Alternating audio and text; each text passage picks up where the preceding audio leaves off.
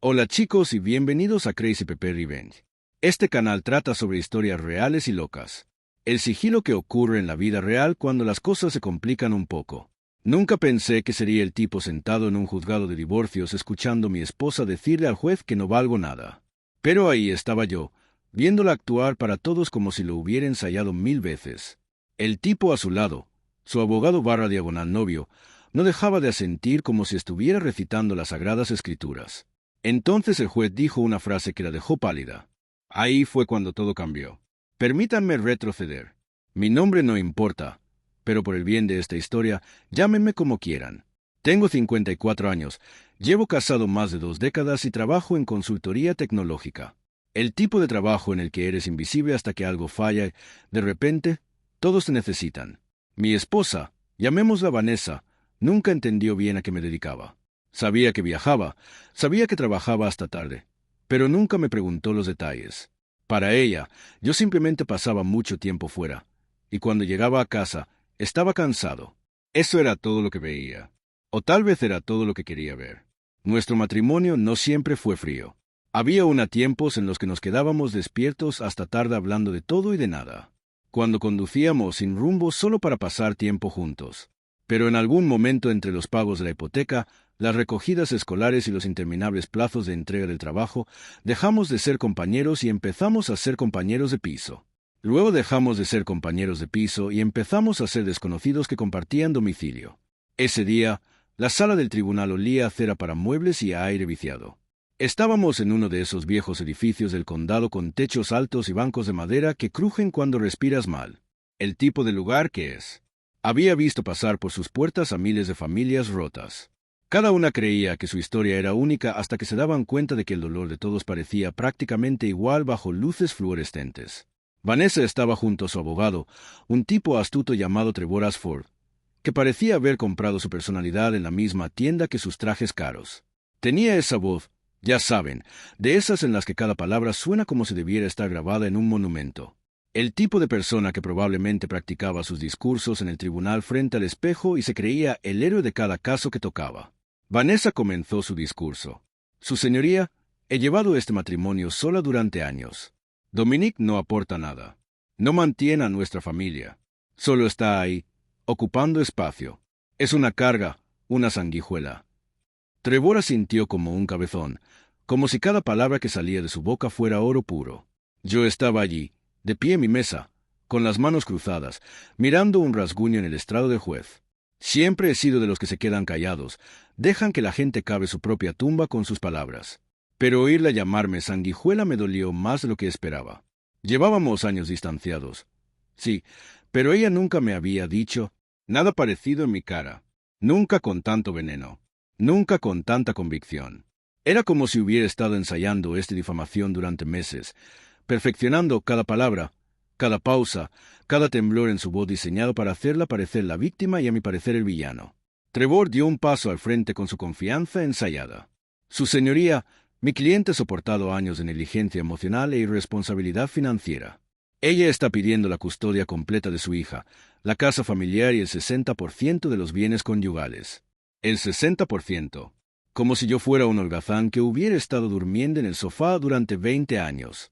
Como si no hubiera sido yo quien pagara la hipoteca, las cuotas del coche, el seguro, las contribuciones al fondo universitario.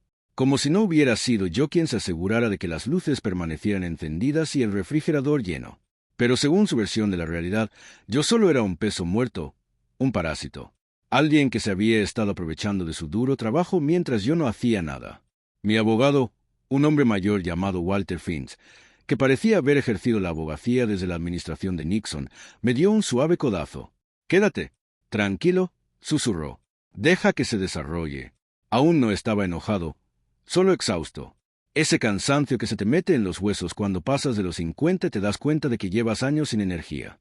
Ese cansancio que viene de décadas intentando hacer lo correcto solo para que alguien se ponga frente a un juez y le diga al mundo que nunca hiciste nada.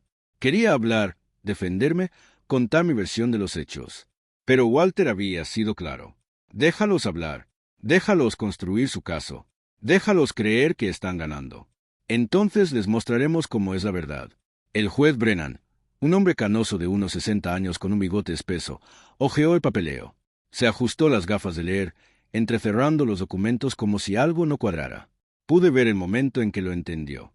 El momento en que se dio cuenta de que las cifras que tenía delante no coincidían con la historia que se contaba. Finalmente, se aclaró la garganta. «Señora Calvel», dijo lentamente, «¿saben usted y el señor Asford que el señor Calvel declaró unos ingresos brutos de aproximadamente $470,000 el año fiscal pasado?» La sala quedó en silencio. Se oía el zumbido del aire acondicionado. Se oía a alguien en la última fila revolviéndose en su asiento. Se oía la brusca inhalación de Vanessa. El silencio se alargó como una goma elástica a punto de romperse. Vanessa lo miró parpadeando como si hubiera hablado en otro idioma. «Perdone, ¿qué? $470,000. El juez repitió más alto esta vez. «Y cifras similares en años anteriores». El rostro de Trevor se aflojó. El color desapareció de sus mejillas. Su boca se abría y cerraba como un pez fuera del agua. Vanessa se agarró al borde de la mesa como si le fallaran las rodillas. La observé procesar la cifra. Observé cómo su cerebro intentaba conciliar lo que acababa de oír con la historia que se había estado contando a sí misma. La historia que les había estado contando a todos los demás. La historia donde yo era el gorronero y ella la mártir. El juez parecía genuinamente confundido. Así que, unos ingresos anuales de casi $500,000 ahora se consideran una sanguijuela. Algunas personas en la galería rieron en voz baja. Alguien murmuró, «Apúntame para esa clase de sanguijuela». Otra voz susurró, «Ojalá mi marido fuera tan inútil». La sala del tribunal había cambiado. De repente, Vanessa ya no era la víctima compasiva. Ella era la mujer que no sabía que su propio marido ganaba $500,000 al año. Era la mujer que acababa de llamar gorrón a alguien con altos ingresos delante de un juez. Vanessa negó con la cabeza, con la voz quebrada. «No lo sabía. Nunca me lo dijo». Finalmente la miré. Todos esos años de noches programando hasta el amanecer, durmiendo en terminales de aeropuerto durante los lanzamientos de proyectos. Todas esas horas que pensé que estaba construyendo algo para nosotros. Nunca preguntó, nunca le importó lo suficiente como para saberlo. Y ahora estaba de pie frente a un juez alegando ignorancia como si fuera una defensa. Como si la ignorancia la convirtiera en la víctima. Como si mi silencio sobre mis ingresos fuera el problema y no su total desinterés en nuestra realidad financiera.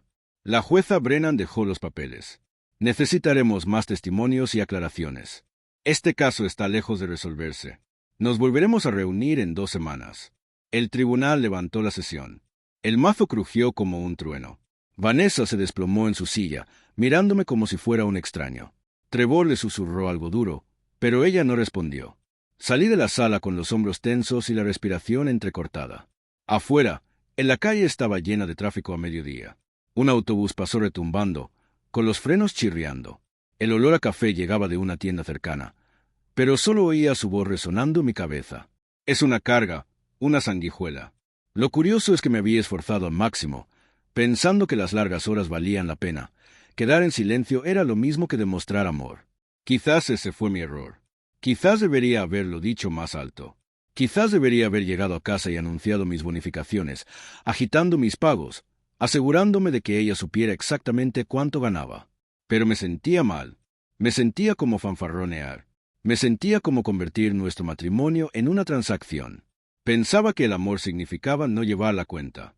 Resulta que cuando no llevas la cuenta, alguien más lo hará y se inventará las cifras que le convengan. Mientras bajaba las escaleras del juzgado, pasé junto a una camioneta con una pegatina descolorida de un grupo local de veteranos. Me trajo un recuerdo, una vieja barbacoa de verano, nuestra hija Lily corriendo con un globo de agua, Vanessa riendo a mi lado con un plato de papel en la mano. Ese recuerdo dolió más que cualquier cosa que hubiera dicho en tribunal porque esa versión de nosotros parecía haber muerto hacía años. Hoy era solo el funeral. Recordé cómo me miraba entonces como si fuera alguien a quien valiera la pena mirar, como si importara. ¿Cuándo cambió eso? ¿Fue gradual o hubo un momento específico en el que decidió que ya no era suficiente? Quizás fue cuando me perdí la obra escolar de Lily por una emergencia con un cliente. Quizás fue cuando me quedé dormido durante una película que ella estaba deseando ver. Quizás fueron 1000 pequeños momentos que se sumaron para que decidiera que yo era desechable. Me quedé de pie en la acera, con las manos en los bolsillos, mirando hacia las puertas del juzgado. Todavía no estaba enfadado. No de verdad, pero podía sentir que algo se acumulaba en mi interior. Un ardor lento, una necesidad no de venganza, sino de verdad. Si querían arrastrar mi nombre con mentiras, entonces me debía a mí mismo dejar que la verdad hablara más alto de lo que jamás esperaron. Y mientras caminaba hacia el aparcamiento, un pensamiento se instaló en mi mente, pesado pero claro. Pensaban que el juez que leyera mis ingresos era la gran revelación. No tenía ni idea de lo que vendría después. Cuando conduje a casa esa tarde, el cielo estaba así un gris apagado que hace que todo parezca deslavado y cansado. Tomé el camino largo, pasando por centros comerciales y viejas casas de ladrillo, pasando por el supermercado donde solíamos comprar los domingos por la mañana cuando Lily era pequeña. No quería irme a casa de inmediato. De repente, la casa me pareció un lugar que solía significar algo, pero que ya no. Pasé por delante de la escuela primaria donde Lily aprendió a leer, por delante del parque donde solíamos hacer picnics familiares antes de que la vida se volviera demasiado ajetreada para cosas así. Cada punto de referencia era un fantasma de algo que solía ser real. Cada esquina guardaba el recuerdo de una familia que ya no existía. Era como conducir por un museo de mi propia vida, contemplando muestras de felicidad que se habían conservado tras un cristal. Intocable, inalcanzable, desaparecida. Para cuando entré en la entrada, el viento había arreciado, susurrando entre las últimas hojas de naranja, aferrándose a nuestro roble. Me senté en el coche un momento, agarrando el volante, repasando todo lo que Vanessa había dicho. Una sanguijuela, una carga, simplemente existiendo. Es extraño cómo 22 años pueden reducirse a una sola frase horrible. Por dentro, todo se sentía. Demasiado silencio. El termostato zumbaba. El olor a café viejo flotaba en el aire. Caminé por la sala, deteniéndome en el pasillo donde guardábamos fotos familiares. Navidad en el centro comunitario, la graduación de Lily en la secundaria, una barbacoa del 4 de julio. Mirándolas, me di cuenta de lo lejos que nos habíamos ido.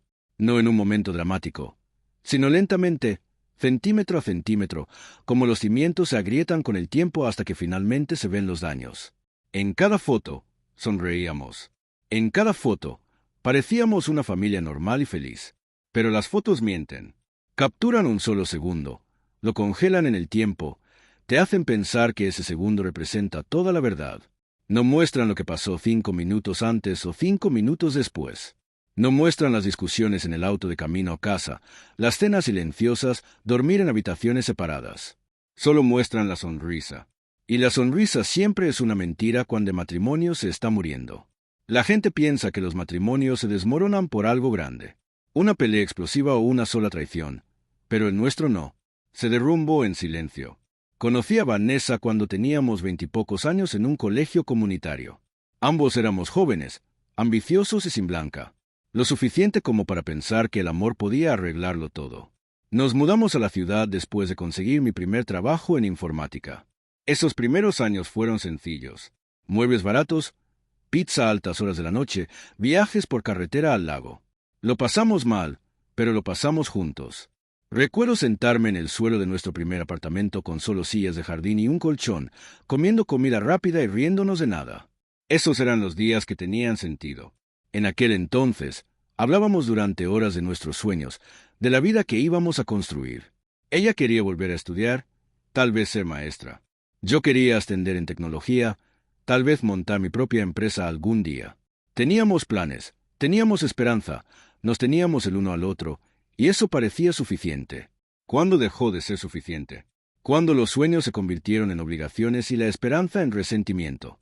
En algún momento, el trabajo consumió mi vida. No era mi intención. Pensaba que estaba haciendo lo correcto. El momento en que las cosas empezaron a fallar fue probablemente cuando empezaron mis trabajos de consultoría. Viajaba constantemente entre ciudades. Llegaba a casa a medianoche, la casa estaba a oscuras, Vanessa dormía de espaldas. Apenas hablábamos. Entre semana. Ella decía que no estaba presente. Yo decía que lo hacía por nosotras. Ninguna de las dos nos escuchaba. La verdad es que ambas teníamos razón y ambas no. Ella tenía razón en que no estaba presente. Estaba físicamente presente, pero mentalmente siempre estaba en otro lugar. Siempre pensando en el siguiente proyecto, la siguiente fecha límite, el siguiente problema que había que resolver. Pero también tenía razón en que lo hacía por nosotras. Cada hora extra que trabajaba era otro dólar en el banco, otro paso hacia la seguridad financiera, otro ladrillo en los cimientos de la vida que creía que estábamos construyendo juntas. El problema era que, Mientras construía esos cimientos, la casa que había encima se desmoronaba y yo estaba demasiado ocupada para darme cuenta. Empecé a hacer voluntariado en un puesto local de veteranos los fines de semana cuando podía, ayudando con eventos aunque yo no era veterana. Mi padre sí lo era, y me gustaba la gente de allí. Vanessa me acompañó un tiempo, luego dejó de ir. Cuando apareció noté que se sentía desconectada, como si estuviera en una habitación a la que ya no pertenecía. La gente asume que el asunto fue el principio del fin, pero honestamente, fue solo un síntoma. El verdadero final empezó mucho antes. La primera vez que noté que algo no iba bien fue la noche en que llegó tarde a casa después de ayudar a su hermana con unos trámites legales. Olía a colonia, a ropa cara que usaría Trevor. Tenía las mejillas sonrojadas. Cuando le pregunté si todo estaba bien, me espetó como si la hubiera acusado de homicidio. Su actitud defensiva fue inmediata y desproporcionada. El tipo de reacción que te dice todo lo que necesitas saber si estás dispuesto a verlo. Pero yo no estaba dispuesto. Todavía no. Quería creerle. Necesitaba creerle porque si no le creía, tendría que afrontar la posibilidad de que mi matrimonio se hubiera acabado y no estaba preparada para eso. Después de eso, las excusas se multiplicaron. Trabajar hasta tarde, quedar con una amiga, ayudar a Trevor a revisar documentos para su tía, asistir a un club de lectura que no parecía tener muchos libros. Luego vinieron las llamadas que atendí en la otra habitación, con el teléfono siempre boca abajo, la sonrisa persistente que intentaba ocultar al escribir. Empezó a vestirse de manera diferente, a usar perfume los martes por la tarde al azar, a volver a casa con ropa nueva que decía que estaba en oferta, pero todavía tenía las etiquetas escondidas en su bolso. Las señales estaban todas allí, brillantes y obvias. Pero seguí poniendo excusas por ella porque poner excusas era más fácil que enfrentar la verdad. No quería ser el marido celoso. No quería acabar. Pero el silencio puede decir mucho cuando un matrimonio está muriendo. La noche en que todo encajó no fue dramática. No me encontré con nada. Ningún idiota fumador. Sucedió en una gasolinera. Volvía a casa de un proyecto tarde en la noche, casi las 11, y paré a cargar gasolina.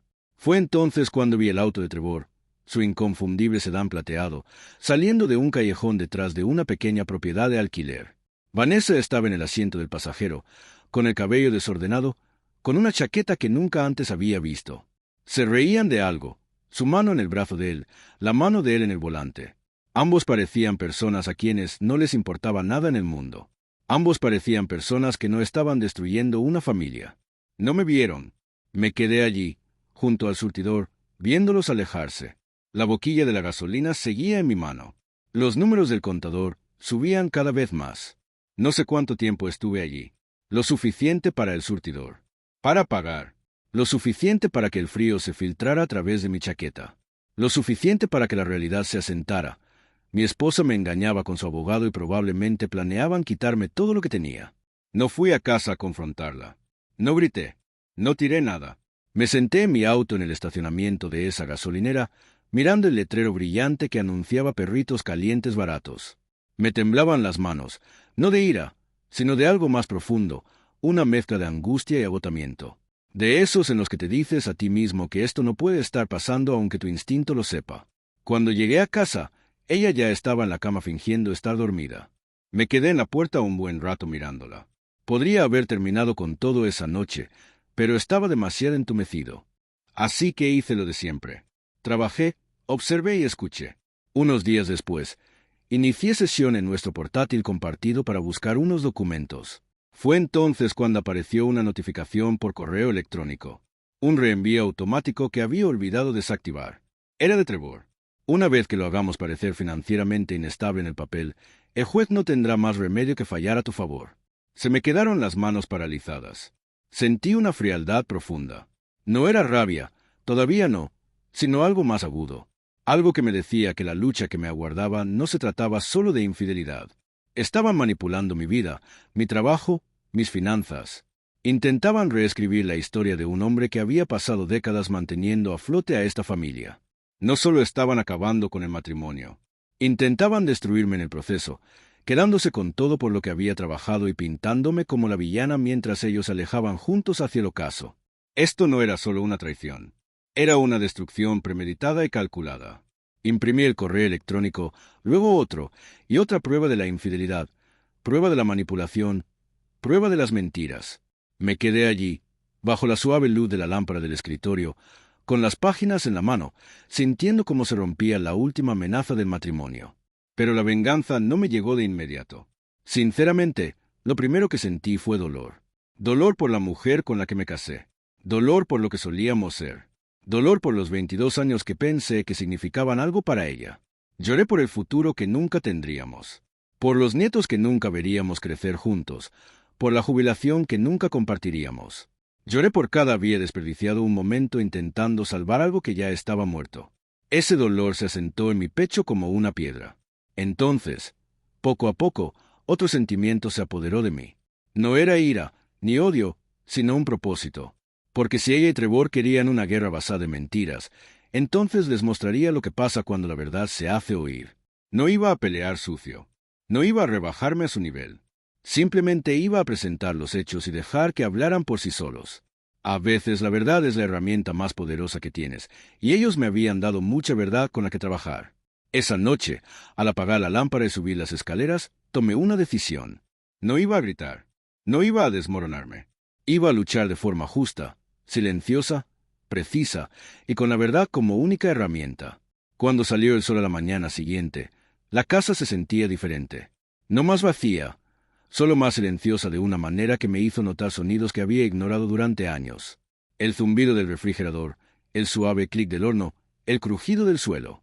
Es curioso cómo el silencio se hace más fuerte cuando conoces una verdad que no puedes desconocer. Preparé el café como siempre. Cafetera de goteo negra. Café molido de marca desconocida. Pero sabía diferente. Amargo, metálico. Quizás era solo yo. Quizás lo era todo. Me senté a la mesa de la cocina con los correos impresos e extendidos frente a mí. Algunos mostraban afecto entre Vanessa y Trevor. Otros mostraban estrategia, como retratarme como ausente, inestable, sin blanca. Pero los peores no eran sobre la aventura. Eran sobre los impuestos. No soy contable, pero sé de números. Pude ver de inmediato que una de nuestras declaraciones conjuntas había sido alterada. Faltaba una deducción por aquí. Se habían cambiado los ingresos por allá, y la firma no era mía. Alguien la había falsificado, y ese alguien era Trevor o Vanessa, o ambos trabajando juntos. Trevor debió de haber presentado algo en nuestro nombre con la aprobación de Vanessa. No solo me habían traicionado emocionalmente, habían entrado en territorio federal. Fraude fiscal, falsificación, conspiración. Ya no eran solo problemas matrimoniales. Eran delitos y los cometieron pensando que yo era demasiado estúpida o demasiado pasiva para darme cuenta. Me habían subestimado y eso iba a ser su perdición. Sentí el pulso en la garganta mientras miraba fijamente. Los papeles. Una versión más joven de mí habría irrumpido en la habitación, tirado los documentos sobre la cama, exigido respuestas. Pero el hombre que era a los 54 años simplemente los papeles. Una versión más joven de mí habría irrumpido en la habitación, tirado los documentos sobre la cama, exigido respuestas. Pero el hombre que era a los 54 años simplemente estaba cansado. Y ese cansancio me mantuvo lo suficientemente tranquilo como para pensar con claridad. Si querían hacerme quedar como un estafador, tendrían que destruir mi credibilidad financiera. Y si para ello habían falsificado información fiscal, eso era algo que podía usar. Pero en cuanto ese pensamiento se formó, la culpa lo acompañó. ¿De verdad estaba a punto de arruinar la vida de la mujer que una vez amé, la madre de mi hija? ¿Valía la pena la venganza? Entonces pensé en Lily, su suave voz diciéndome el mes pasado: «Papá, ya casi no estás en casa. Mamá dice que no te importa». Vanessa llevaba mucho tiempo envenenando el pozo. De repente, la culpa ya no me pesaba tanto. Aún así, antes de hacer nada, necesitaba claridad. Alguien que me dijera si lo que sospechaba era real o solo producto de un desamor. Así que agarré la pila de documentos y conduje hasta una pequeña oficina de contabilidad cercana. Mi amigo Raymond trabajaba allí. No éramos muy cercanos, pero era honesto y serio, el tipo de persona que te arregla los números sin juzgando tu caos. Entré en su oficina sin avisar. Arqueó las cejas al ver el paquete en mi mano. «Esto parece un lío», dijo. «No tienes ni idea», respondí. Me senté frente a él mientras revisaba los papeles. No se apresuró. Raymond nunca se apresuró. Golpeó el bolígrafo un par de veces, entrecerró los ojos, murmuró algo. Finalmente, lo dejó todo. «Dominique», dijo, mirándome fijamente a los ojos, «esto no es una contabilidad descuidada. Es intencional. Se me secó la garganta. ¿Intencional? ¿Cómo? Modificaron ingresos, omitieron formularios, ajustaron deducciones y, a menos que firmaras una versión que no veo, alguien falsificó tu nombre. Sentí un calor que me subía por la nuca. No era ira, sino la certeza de que todo lo que había mantenido en pie estaba oficialmente destrozado. Raymond continuó. Necesitas un abogado, no uno suave, uno de verdad. Asentí, guardé los papeles en la carpeta y salí al frío estacionamiento. El viento me azotaba la cara, pero me ayudó. Me hizo sentir despierto de nuevo, vivo. Sentado en mi camioneta, recordé algo que me dijo un marine retirado del puesto de veteranos el mes pasado. Antes, se llamaba Frank y había dicho, cuando alguien te ataca al honor, chico, no le devuelvas el golpe. Hazte a un lado y deja que el puñetazo le rompa la mano. En aquel entonces, me lo tomé a risa, pero ahora parecía una profecía. Decidí visitar a Frank. Vivía en una pequeña casa estilo rancho cerca de un parque local. El hombre rondaba los 70 años, pero seguía con la agudeza de un ataque. Abrió la puerta y dijo, «Tienes muy mala cara, Dominique. Entra». Le di la carpeta. Se puso las gafas de leer y se sentó a la mesa de la cocina con una taza humeante de té negro. No me interrumpió, no reaccionó, simplemente lo leyó todo. Cuando terminó, me devolvió los papeles. «Así que», dijo, «quieren enterrarte. Eso parece. Y tú quieres venganza. Yo quiero justicia», dije en voz baja. «Quiero que la verdad signifique algo». Frank asintió con aprobación. «Bien, entonces no levantes la voz. No te pongas dramático. Construye un caso tan fuerte que se asfixien». Esas palabras me golpearon como una vara de acero en la columna. ¿Un caso? No una pelea, no una pelea a gritos. Un caso. Tenía sentido. No era un hombre cruel. No quería que lastimara a Vanessa solo por lastimarla. Pero si ella y Trevor, si quería convertir las mentiras en herramientas, contraatacaba con hechos. Pasé los siguientes días haciendo exactamente lo que Fran me decía, organizar, documentar y prepararme en silencio. Tarde por la noche, mientras Vanessa dormía en la habitación de invitados, imprimía extractos bancarios, correos electrónicos, declaraciones de impuestos, recibos, fotos, todo lo relevante. Compré una carpeta gruesa y la dividí en pestañas. Correos electrónicos, registros de impuestos, bitácoras de viaje, historial telefónico, contratos de trabajo, notas de testigos. Cada pestaña estaba meticulosamente organizada, cada documento cuidadosamente etiquetado y fechado. Lo contrasté todo, me aseguré de que cada afirmación que iba a hacer tuviera al menos 2 pruebas que lo respaldaran. No solo estaba construyendo un caso, estaba construyendo un caso hermético, a prueba de balas e innegable que no dejaría lugar a dudas, ni a interpretaciones, ni a que sus mentiras respiraran. No solo me estaba preparando para defenderme, me estaba preparando para desmantelar la historia que estaban construyendo.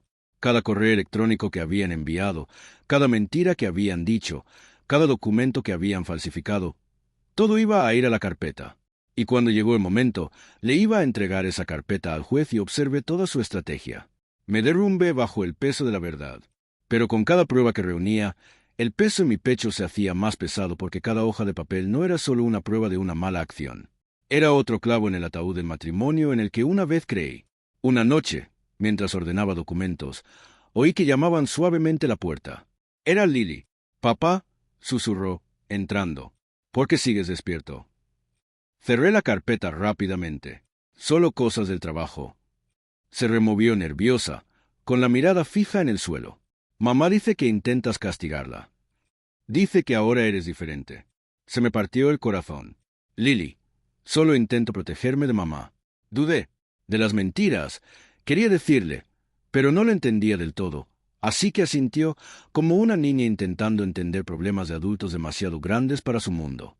Después de que se fuera, me recosté en la silla mirando la carpeta. Esto no iba a ser fácil. Fuera lo que fuese que la venganza significara para mí, tenía consecuencias. Pero dejar que reescribieran quién era yo, dejar que me arrebataran a mi hija, dejar que destruyeran mi reputación, eso no era una opción.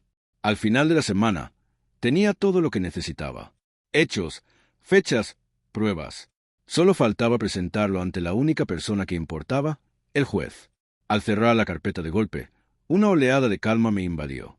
No estaba enfadado, no estaba roto, no estaba perdido. Estaba listo.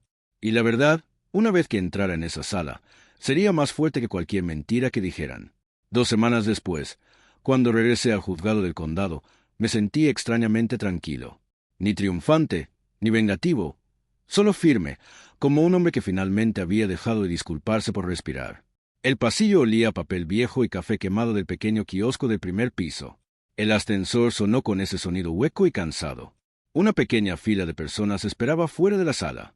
Parejas mayores agarrando papeles de divorcio. Un hombre en uniforme de trabajo discutiendo con una mujer por una propiedad. Un adolescente desplomado en una silla jugando con un teléfono roto. La vida real, sin pulir, sin glamour, inconfundiblemente real. Cuando entré en la sala, Vanessa ya estaba sentada en la mesa del demandante. Se veía cansada, con el pelo demasiado cuidado y el maquillaje cubriendo sus ojos hinchados. No era la mujer segura de sí misma que me había llamado sanguijuela hacía 2 semanas. Trevor se sentó a su lado, tamborileando nerviosamente con el bolígrafo. Su traje no estaba tan elegante hoy. Su corbata no estaba perfectamente recta. Su confianza parecía haberse perdido en algún lugar entre su coche y la puerta del juzgado. Mi abogado, Walter Finch, me saludó con la cabeza. ¿Listo? Tan listo como yo. Miró la gruesa carpeta que tenía en la mano. Una vez que empecemos, no hay vuelta atrás. Lo sé. El juez entró, su toga negra balanceándose ligeramente al acomodarse en la silla de respaldo alto. Procedamos, dijo. Trevor se levantó y comenzó su alegato inicial, pero su habitual tono petulante faltaba. Su señoría, sostenemos que el señor Caldwell ha estado inestable y ausente financieramente, dijo el juez Brennan levantando una mano. Señor Ashford, antes de continuar, quiere abordar los documentos financieros presentados en la última sesión. Trevor tragó saliva. Sí, su señoría. Afirma que el señor Caldwell contribuyó muy poco al patrimonio conyugal. Sin embargo, los registros muestran ingresos sustanciales, significativamente superiores a los presentados originalmente. Trevor forzó una sonrisa. Bueno, su señoría, puede que lo hayamos pasado por alto. ¿Pasado por alto? El juez entrecerró los ojos. Los ingresos del señor Caldwell excedían los $400,000. No lo considero algo que uno simplemente pase por alto. Vanessa se removió incómoda. Trevor tiró de su corbata. Walter permaneció de pie con calma. Su señoría, si le place al tribunal, el demandado desea presentar pruebas adicionales sobre esas discrepancias. El juez asintió. Proceda. Abrí la carpeta. Por un momento, el único sonido fue el suave crujido de las anillas separando página tras página. Correos electrónicos, documentos fiscales, capturas de pantalla yacían perfectamente organizados. Walter comenzó. Su señoría, la prueba es una serie de correos electrónicos entre la señora Caldwell y su abogado, el señor Ashford, en los que se discutía un esfuerzo coordinado para presentar a mi cliente como negligente financieramente. Vanessa se llevó la mano a la boca. Espere, no puede. Esos correos electrónicos eran personales. Se enviaron desde su computadora portátil compartida, dijo Walter con calma. A su abogado durante los procedimientos legales en curso, el rostro del juez se endureció. Walter continuó, pasando cada pestaña deliberadamente. Prueba B. Formularios de impuestos editados. Prueba C. Mensajes que muestran al señor Ashford asesorando a la señora Caldwell sobre cómo incriminar a mi cliente para obtener la custodia. Prueba D. Marcas de tiempo de GPS que muestran a la señora Caldwell visitando una propiedad de alquiler las noches en que afirmaba ayudar a su familia. Prueba E. Fotos de la señora Caldwell y el señor Ashford juntos, enviadas accidentalmente a su cuenta compartida en la nube. El rostro de Vanessa palideció. Trevor parecía darse cuenta de que había caído en una trampa que él mismo había tendido. Finalmente, Walter cerró la carpeta. Su señoría, presentamos estos materiales como prueba tanto de una aventura no revelada como de un intento de manipulación financiera, incluyendo la falsificación de documentos federales. El juez se inclinó hacia adelante lenta y deliberadamente. Sir Ashford, dijo, usted es funcionario de este tribunal. Niega haber participado en la preparación o modificación de estos formularios de impuestos. Trevor movió los labios, pero no emitió ningún sonido. Señor Ashford, repitió el juez, responda a la pregunta. ¿Podría haber ayudado? Balbuceó Trevor. ¿Pero qué fue? Espetó el juez. Ético, legal, procedimiento correcto. Trevor se desplomó en su asiento. Vanessa empezó a llorar. No sollozos dramáticos, sino el llanto hueco y entrecortado que surge al darse cuenta de que una mentira ha perdido su cauce. La sala susurró como una ola que se movía entre los escaños. El juez Brennan se ajustó las gafas. Remitiré este asunto al Colegio de Abogados del Estado para su revisión y posiblemente al IRS. Trevor parecía como si alguien le hubiera apagado la mente. El juez continuó, dirigiéndose ahora a Vanessa. En cuanto a usted, señora Calvel, esta evidencia daña significativamente su credibilidad. Intentar tergiversar información financiera no se toma a la ligera en este tribunal. A Vanessa se le quebró la voz. No fue mi intención. Trevor dijo que teníamos que hacerlo. Henry, por favor, añadió, mirándome. Pero no pude rescatarla. No por esto, no por las decisiones que tomó mucho antes de que entráramos en este edificio. El juez se volvió hacia nosotros de nuevo. Falló rápidamente. Todos mis bienes prematrimoniales siguen siendo míos. Vanessa no recibiría la casa familiar. La custodia sería al 50/50 sin privilegios especiales. Vanessa cubriría sus propios honorarios legales. La conducta de Trevor sería investigada formalmente. No fue venganza, fue justicia. Limpia, silenciosa, innegable. Cuando el juez levantó la sesión, la gente se levantó para irse. Algunos negaron con la cabeza, otros susurraron. Unos hombres mayores en la parte de atrás me asintieron sutilmente. La forma en que los hombres de cierta edad comunican respeto sin. Mientras caminaba hacia la salida, Trevor se puso delante de mí. Tenía el rostro pálido y cubierto de sudor. ¿Crees que ganaste, Calvel? Siseó con voz temblorosa. ¿Crees que esto ha terminado? Lo observé un buen rato. No con odio, ni siquiera con ira, solo con claridad. No, dije en voz baja. Creo que este es el primer día honesto que has tenido en mucho tiempo. Vanessa estaba detrás de él, con los ojos rojos y las manos temblorosas.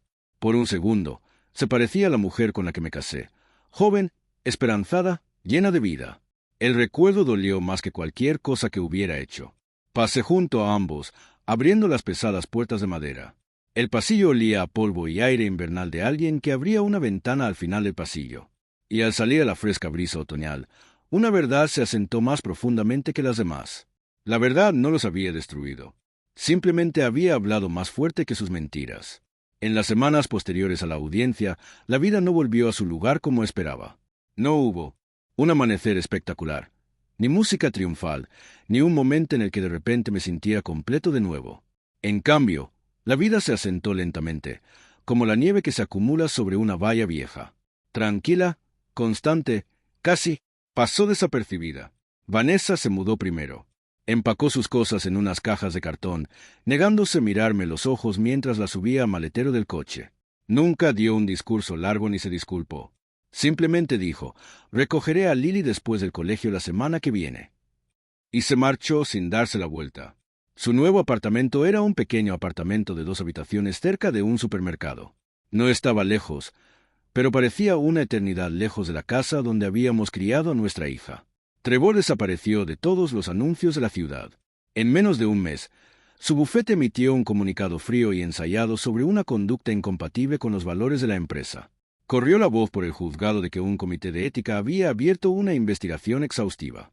Alguien me dijo que lo habían visto salir del colegio de abogados con el aspecto de un hombre que pierde pedazos de su futuro a cada paso. No me sentí satisfecha al oír eso. Ni feliz, ni victoriosa, simplemente asentada. Eso es lo que pasa con la edad. La venganza no sabe dulce. Sabe a cierre. Mi propia vida se transformó en algo más sencillo. Las mañanas de los días laborables entraba en la cafetería que estaba al final de la calle. El cajero, un niño que apenas podía afeitarse. Con el tiempo aprendió mi orden. «Buenos días, señor Calvel», decía, y me di cuenta de lo extraño que era oír mi nombre sin tensión. Acepté menos contratos con muchos viajes, más teletrabajo, más tiempo en casa. No pasaba las tardes encorvadas sobre un portátil hasta la medianoche. A veces me sentaba en el porche con la chaqueta puesta, viendo pasar los coches bajo las farolas. Momentos de paz que no sabía que anhelaba. Lily repartía su tiempo entre nosotras. Las primeras semanas fueron difíciles. No sabía qué creer, y yo no la presionaba. La recogía del colegio cada 2 días, dejándola hablar a profesores, exámenes y el drama de su amiga. Al principio, evitó mencionar a su madre. Entonces, una noche, mientras terminábamos de cenar, unos simples espaguetis con sierra de vaso, dejó el tenedor y me miró con atención. Papá, dijo, mamá me dijo que intentabas arruinarle la vida. Tragué saliva. No intento arruinar nada. Me observó la cara como si buscara grietas en la verdad. Lo sé, susurró finalmente. Ahora lo veo. Esas 7 palabras me impactaron más que cualquier victoria judicial. Se recostó en su silla. Mamá parece diferente últimamente. Tensa. Se enoja cuando le hago preguntas. No necesitas tomar partido. Le dije suavemente. Solo necesitas ser honesta contigo misma y con nosotros. Ella asintió y luego esbozó una pequeña sonrisa triste. Me alegra que no estés gritando ni rompiendo cosas. Simplemente estás firme. Su voz tembló. Necesitaba eso. Después de que se acostara, me senté en la cocina silenciosa un largo rato, con la luz del techo zumbando suavemente. Por primera vez desde que todo empezó, sentí algo cálido en el pecho, algo así como sanación.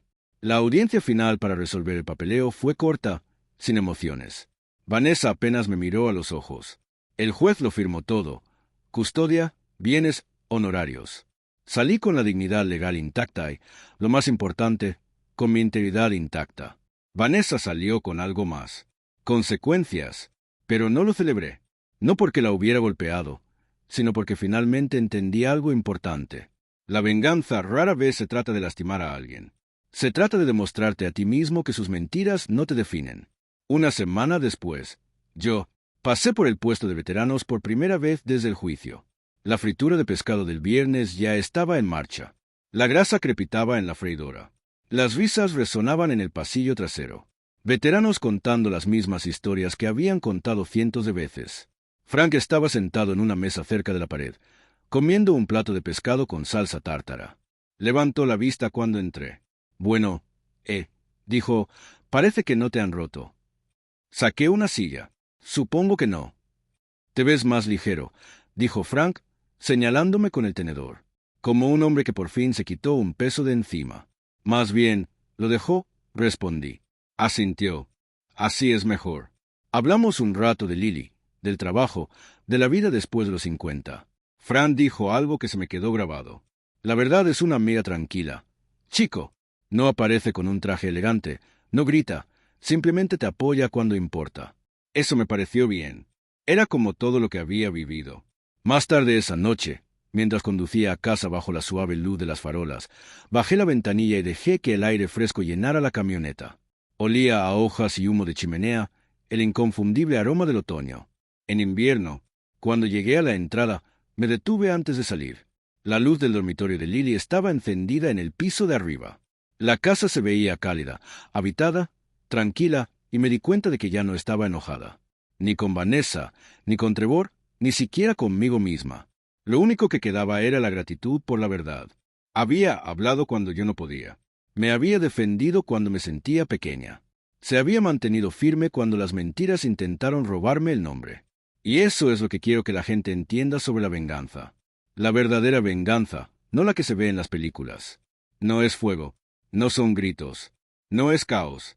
Es claridad. Es mantenerse firme sin rebajarse. Es dejar que la verdad entre primero.